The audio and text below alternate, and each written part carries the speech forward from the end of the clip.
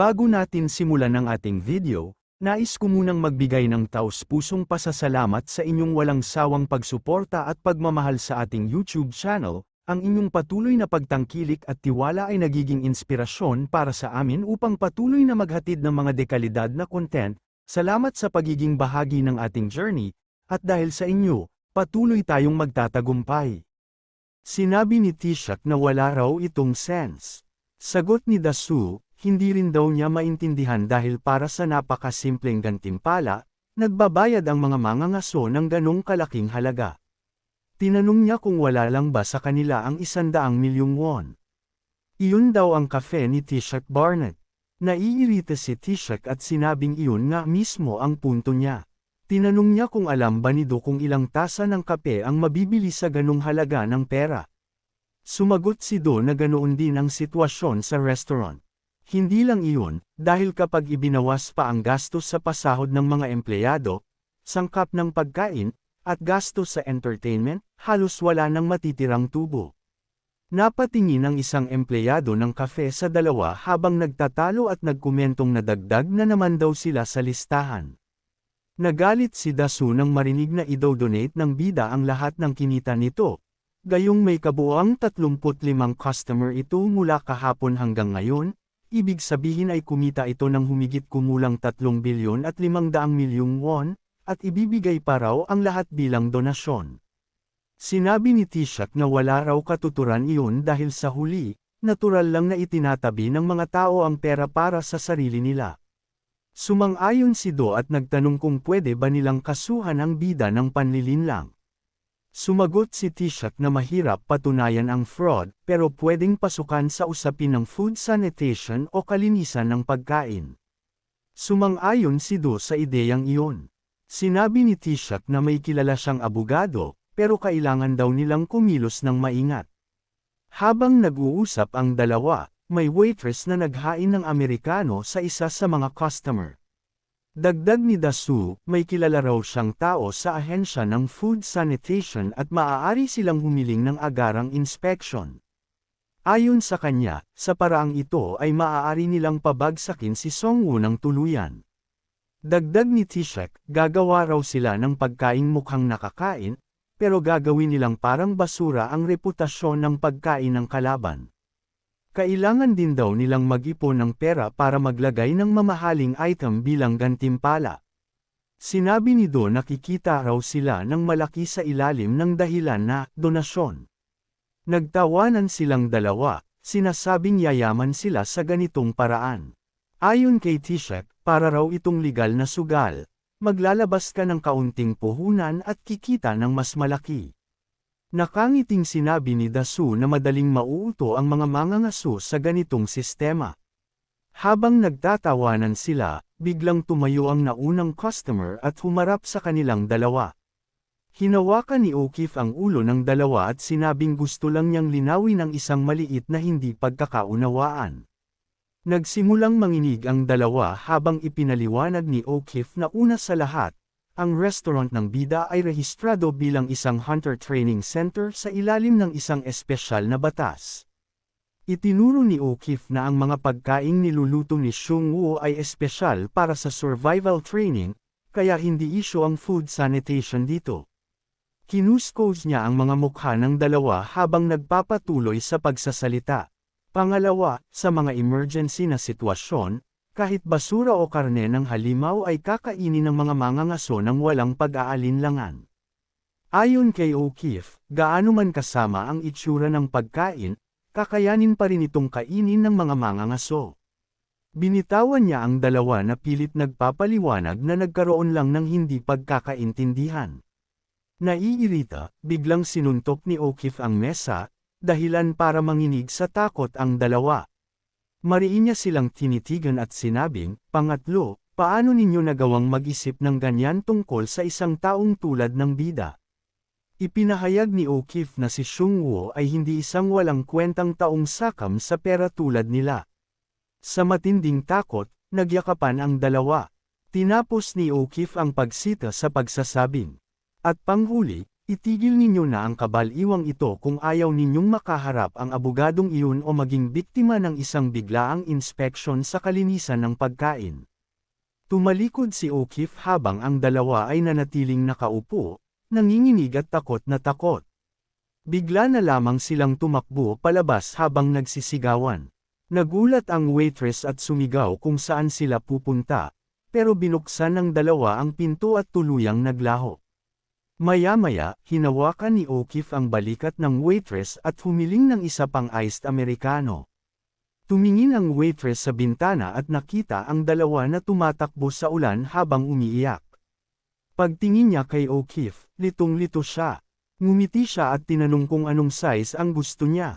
Makalipas ang ilang araw, sa loob ng restaurant ng bida, nakaupo si Jion. Inabot ni Nabi sa kanya ang menu. Humingi ng paumanhin si Jion at nagtanong kung pwede ba niyang tanggihan ang Bizarre Food Challenge.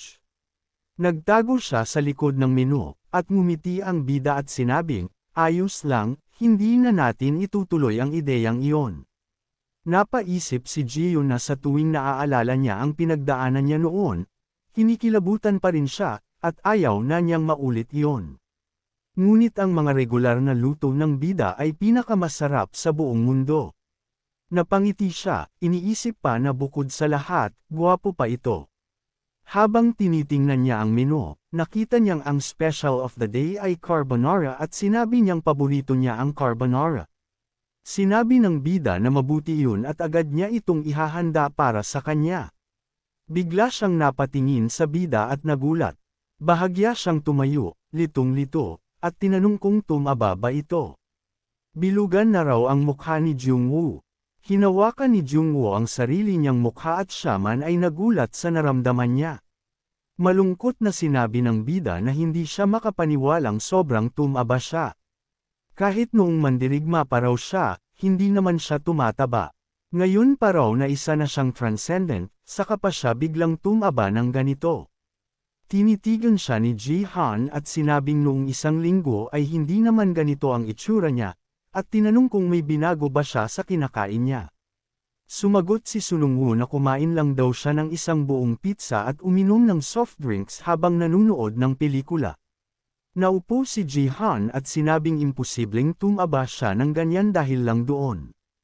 Nagtanong ang bida kung hindi ba talaga posibleng iyon lang ang dahilan. Napabuntong hininga siya at sinabing kakaiba nga dahil 8 buong pizza lang naman ang nakain niya sa isang araw.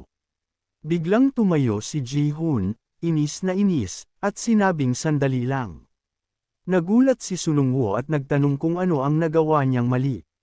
Tinanong siya ni Ji-hoon kung ilang pelikula ang pinapanood niya sa isang araw. Nagsimulang magbilang ang bida at sinabing mga 8 hanggang 10. Ipinaliwanag niya na napakaraming magagandang pelikula ngayon kaya hindi na siya halos makatulog. Muling sumigaw si Ji-hoon at itinuro siya, sinasabing iyon na mismo ang dahilan. Nagulat siya at tinanong kung bakit siya ganun umasta.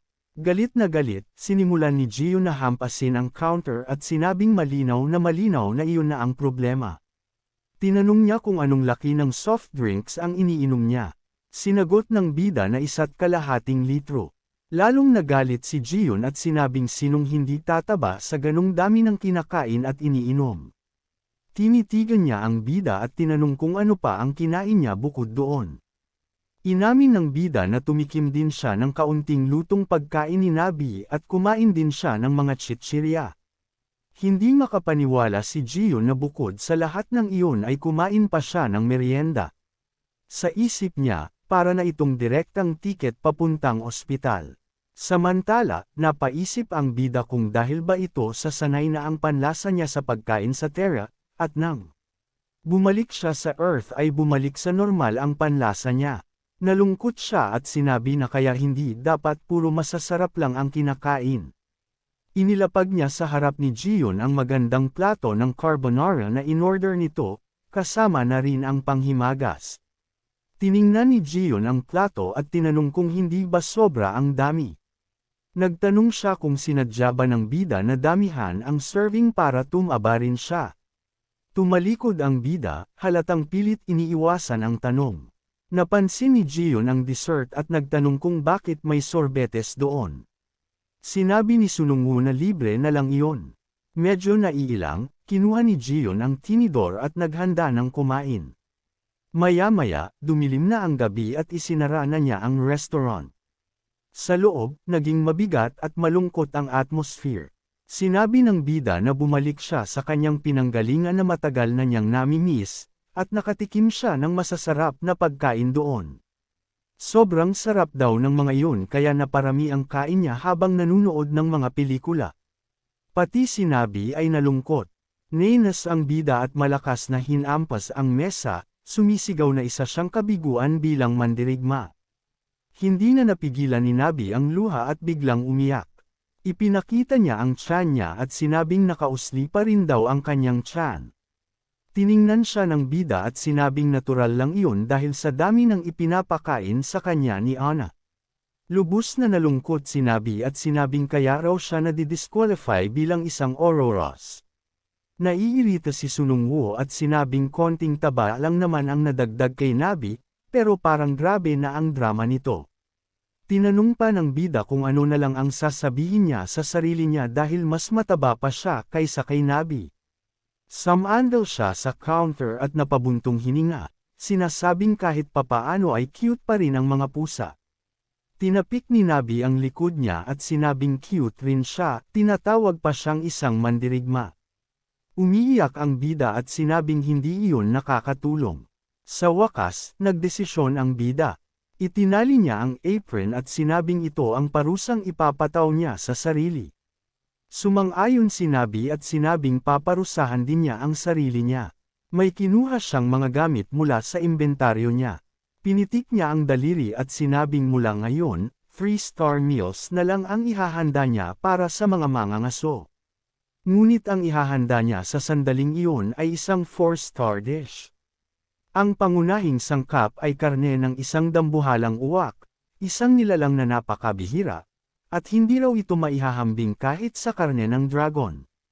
Nagsimulang magwisik ang bida ng isang sangkap sa ibabaw ng karne at ipinaliwanag na bago timplahan at lutuin ang karne, kailangan munang pantayin ang pagkalat ng mga kristal ng Flame Spirit King. Ang mga kristal na ito ay ginagamit na pamalit sa asin, ngunit sasabog ang mga ito kapag hindi maayos ang pagkontrol sa mana. Ang bawat maliit na butil ay may lakas na katumbas ng isang granada. Kumuha rin siya ng kaunting ant starch mula sa rehiyong elsewhere. Natuwa si Nabi dahil matamis ang amoy nito. Ang almirol na ginagamit bilang pamalit sa asukal, na tinatawag sa terara bilang lasa ng kasalanan, ay ipinagbabawal noon hanggang ilang daang taon na ang nakalipas. Sinisira nito ang alat ng pagkain habang sobrang pinalalakas ang epekto nito sa katawan. Kumuha ang bida ng prutas mula sa crypto plant at sinimulang durugan ito. Nagkomento si Nabi na sobrang anghang ng amoy nito, ang tindi ng anghang na ginagamit pa nga ito bilang sandata. Karaniwan ay hindi ito ginagamit na sangkap sa pagluluto, pero mabuti raw ito para sa puso at nakakatulong sa pagsunog ng taba. Sinabi ni Sunungwoo na handa na ang mga pampalasa at inutusan ang kanyang assistant na ihanda ang karne. Kumuha si Nabi ng isang brush at sinimulang ipahid ng pantay ang mga pampalasa sa karne, sinasabing tapos na ang paghahanda. Habang hawak ni Nabi ang karne, itinaas ng bida ang kamay niya sa ibabaw nito at gumamit ng kaunting kapangyarihan. Layunin nito na patuyuan ang taba sa pamamagitan ng pagpapalabas ng moisture gamit ang mana, habang nananatili naman sa labas ng karne ang mga pampalasa. Inikot ni Nabi ang karne at nagpatuloy ang bida sa paggamit ng kapangyarihan, sinasabing mas madali ang lahat dahil magkasama silang gumagawa. Ilang sandali pa nilang ginawa ito hanggang sa tuluyang matuyo ang karne at magmukha na itong troso ng puno. Sinabi ni Sunungwoo na pangit nga itong tingnan sa itsura. Kinuha niya ang kutsilyo, naghiwa ng ilang piraso, at kumain. Pagkakagat pa lang niya, may agad siyang naramdaman at napaisip kung ano ba ang lasa nito. Bigla niyang naramdaman na para siyang tinamaan ng napakalakas na suntok at tumilapon, bumagsak ng malakas sa sahig habang pawis na pawis at nanginginig. Sinabi niya na iyon nga mismo ang hinahanap niya, isang pagsabog ng lasa na gigising sa isang tao na para bang nasa harap mismo ang Demon King. Itinaas niya ang isang piraso ng karne at idineklara na handa na ang ultimate diet meal. Ayon sa kanya, ngayon ay maaari na silang magbawas ng timbang. Masiglang sinabi ni Nabi na oras na raw para magpaalam sa taba sa tiyan.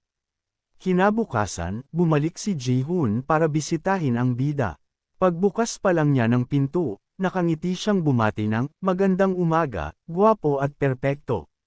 Sumagot ang bida ng, "Magandang umaga." Napamangga si Ji-hoon at napasigaw, tinatanong kung paano siya pamayat ng ganoon kabilas sa loob lamang ng isang araw. Nagmakaawa si Ji-hoon na ibahagi ng bida ang sikreto niya, nakangiti at puno ng pag-asa. Sinabi ng bida na ang timbang na nadidagdag sa pagkain ay dapat ding mabawasan sa pamamagitan ng pagkain, kaya pamayat siya sa simpleng paraan ng pagkain. Lalong nalito si Ji-hoon at tinanong kung totoo bang pamayat siya sa pamamagitan lang ng pagkain. Napatingin sa kanya ang mga customer at pati si Ji-hoon, halatang naiirita sa sinabi niya. Ang labis na katabaan ay isang matagal ng kaaway ng sangkatauhan at pinagmumulan ng napakaraming sakit. Bihirang may taong hindi nag-aalala sa sarili niyang katawan at timbang, halos lahat ay may pakialam sa ganitong bagay. Sa loob ng restaurant, nakikinig ang tatlo sa kwento ng bida. Umakyat si Ji-hoon sa counter at sinabing ibigay sa kanya ni Seung-woo ang ginamit niyang pampapayat. May isa pang customer na nagtanong kung pwede bang umorder ng ganitong klaseng pampapayat na pagkain. Nagulat ang bida at sinabing kumalma muna sila. Ngunit sabay-sabay silang sumigaw, sinasabing paano raw sila kakalma gayong makikita naman sa mga customer na wala ni isa sa kanila ang kalmado. Sinabi ng babae na handa siyang akuhan ang lahat ng responsibilidad at kainin ang lahat ng pagkain. Sinigawan naman siya ng lalaki at tinanong kung bakit siya nakikisawsaw gayong siya ang unang dumating. Pinanood ito ng bida, nakaramdam ng kaunting hindi komportable sa sigawan at pagtatalo. Napabuntong hininga ang bida at ipinaliwanag na ang pagkain iyon ay ginawa para sa mga mangangaso, at magiging sobrang delikado para sa isang ordinaryong taong hindi awakened kung kakain ito. Nalungkot ang dalawa at sinabing hindi raw patas iyon, dahil ang mga ordinaryong empleyado sa opisina ay abala na sa trabaho, pagkain, at pagtulog. Humingi ng paumanhin si Seung-woo at sinabing ang kaya lang niyang ibigay sa kanila ay tamang payo tungkol sa pagkain at pag-eehersisyo. Masayang sinabi ni Ji-han na pwede naman daw siyang kumain dahil isa siyang mangangaso. Agad siyang pinutol ng bida at sinabing hindi rin iyon posible. Nanginginig sa galit, tinanong niya kung bakit. Ipinaliwanag ni Seung-woo na ang pagkain iyon ay sobrang delikado. Nagmamaktol si Ji-han at tinanong kung hindi ba delikado ang pagkaing inihain sa kanya noong nakaraan. Sinabi ng bida na mas mapanganib pa ang pagkain ngayon kaysa sa dati, dahil sobrang bigat ng painang inilalagay nito sa katawan ng kakain. Patuloy na nagmamakaawa si Ji-hoon, sinasabing kahit na ganoon, sasakit lang naman ang tiyan niya. Itinuro ni Woo ang sarili niyang mukha at tinanong kung talagang naniniwala si Ji-hoon na ang pagkain kayang magpabawas ng ganoon karaming timbang sa loob ng isang gabi ay hindi delikado. Ipinaliwanag ng bida na kung iisipin mabuti, side effect lang ang biglang pagbabawas ng timbang. Ang tunay na nangyayari ay nasisira at muling nabubuo ang mga kalamnan at nerbiyos ng taong kumakain, at kung hindi kakayanin ng katawan ang prosesong iyon, maaaring malagay sa panganib ang buhay nito. Nalungkot si Ji-hoon sa narinig, medyo nalito, at tinanong kung hindi ba iyon posible lang sa pamamagitan ng mahika o pantasya. Sinabi ni Seung-woo na ang pagkain ito ay kayang sirain ang hangganan ng mahika at pantasya. Tinanong niya kung hindi ba ang mismong katawan ni Ji-hoon ang kakain nito. Dahil wala na siyang maisagot, napaiyak si Ji-hoon. Bigla niyang hinampas ang mesa at sinabing naiintindihan na niya. Tinanong niya kung ang ibig bang sabihin nito ay kailangan niyang magkaroon ng katawan na sapat ang lakas para kayanin ang ganitong klaseng pagkain. Sumagot si Seungwoo na tama iyon. Determinado pero malungkot, sinabi ni Ji-hoon na sasali siya sa Bazaar Food Challenge dahil kailangan lang daw niyang sanayin ang katawan niya para kayanin ang pagkain. Sinabi ng bida na kapag nasanay na ang katawan niya sa ganitong uri ng pagkain, pwede na rin niyang subukan ang iba pang mga putahe. Tumayo si Jian at masayang nagdiwang. Litong tiningnan siya ni Seungwoo at tinanong kung saang parte ng katawan niya ba niya gustong pamayat. Napabuntong hininga si Jihan at sinabing, kaya nga sinasabi nila na ang mga taong may lahat ay hindi kailanman maiintindihan ang puso ng mga taong wala. Lubos na nalito ang bida sa sinabi niya. Naiinis, sumigaw si Jihan at sinabing hinding-hindi maiintindihan ng bida kung gaano kahirap panatilihin ang katawan na mayroon siya. Sinabi niya na pinipigilan niya ang sarili niya kapag gusto niyang kainin ang talagang gusto niya. Kahit pagod na siya, pinipilit pa rin niyang mag-ehersisyo. Tinanong niya ang bida kung naranasan na ba nitong tumakbo sa parke sa kalagitnaan ng gabi kahit gutom na, dahil lampas na siya sa itinakdang calorie intake niya sa araw na iyon. Sandaling nag-isip ang bida at sumagot ng hindi. Lalong nagalit si Jian at sumigaw na ang bida ay kumakain ng kahit anong gusto niya. Sinabi pa ni Jion na nakakakain pa nga ang bida ng 8 buong pizza sa isang araw. Dagdag pa niya, hindi man lang ito nag-eehersisyo at panay laro lang ang ginagawa. Galit na galit niyang sinabi na isang beses lang kumain ang bida at ayos na ang lahat. Sigurado raw siya na kahit sino sa mundo ay gugustuhin mabuhay ng ganoon. Kaya, raw sinasabi ng lahat na ang mga returnee ay hindi nauunawaan ang puso ng mga ordinaryong tao. Sa lakas ng sigaw niya, napilitan pang takpan ng bida ang kanyang mga tenga. Nang medyo hamupa na ang panginginig niya sa galit, sinabi ng bida na isa rin naman siyang mangangaso. Muli siyang sumigaw at sinabing isa siyang mangangaso na nagtatrabaho sa opisina, na halos kapareho lang ng pagiging ordinaryong tao. Kailangan daw niyang magtrabaho sa opisina, pero kapag ganitong mga sitwasyon, itinuturing pa rin siyang mangangaso. Ngunit ibang-iba raw sila sa mga gorilla na bihirang-bihirang magtrabaho. Wala nang masabi ang bida at sinabi na naiintindihan na niya. Pumalakpak ang ibang mga customer para kay Jion. Buong kumpiyansa niyang sinabi na haharapin niya ang food challenge para mapaglingkuran siya ng bida. Binanggit pa niyang wala siyang pera kaya regular na pagkain lang ang babayaran niya at hindi na niya kailangan ng gantimpala kung sakaling magtagumpay siya. Naiinis sa lahat ng nangyayari, naisip ng bida na pasesamain niya lalo ang lasa ng pagkain para sa kanya. Humarap siya at sinabing ihahain na niya ang pagkain dahil tapos na kumain ang mga noon-awakened na customer. Nalungkot ang babae at sinabing sa huli, kailangan na lang talaga niyang mag-ehersisyo. Sumang-ayon ang lalaking katabi niya at sinabing iyon talaga ang tamang paraan. Kailangan mong igalaw ang katawan mo kapantay ng dami ng kinakain mo para pamayat. Iniikot ng babae ang pansit sa tinidor at sinabing tama ang lalaki, dahil kung kakain lang ng kakain ng ganito, lalo lang tataba. Napabuntong hininga siya at nagtanong, ano bang silbi ng masarap na pagkain kung pototeben lang naman tayo nito? Sabay silang napabuntong hininga sa lungkot. Narinig ito ng bida at bahagyang nalungkot, iniisip kung ano ang pinagdadaanan ng mga ordinaryong tao. Napagtanto niya na sa Terra ay hindi umiiral ang konsepto ng obesity, at napagtanto niyang naging pabaya siya sa pag-unawa sa problema ng mga tao sa mundong ito. Sandaling huminto si Seungwoo, iniisip kung paano niya matutulungan ang kanyang mga customer. Habang nag-iisip siya, tahimik na dumaan si Nabi sa tabi niya.